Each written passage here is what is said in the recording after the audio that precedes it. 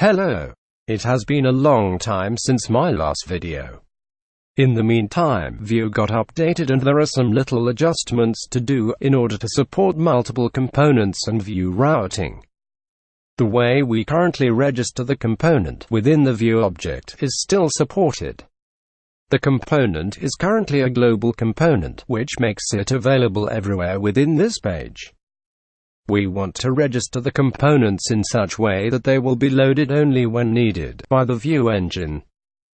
First, we have to open the _layout CS.html page and modify the link that points to the Vue file. Remove or add the old link.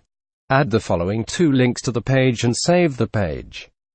The first link points to the Vue CDN package. The second link points to the Vue router CDN package. After that, open the comp1.js file and set the Vue component as a JavaScript variable.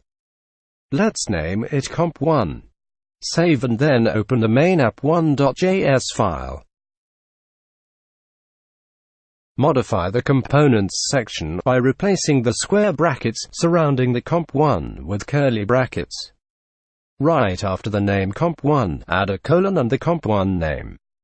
This way, the registered component named comp1 is pointing to the JavaScript variable comp1.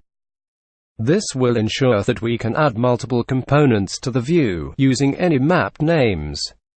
These component names will be used by the router. Let's see if it's still working.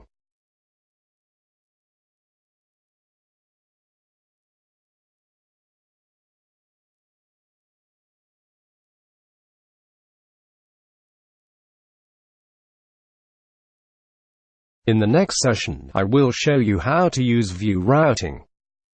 Thank you again for viewing this session.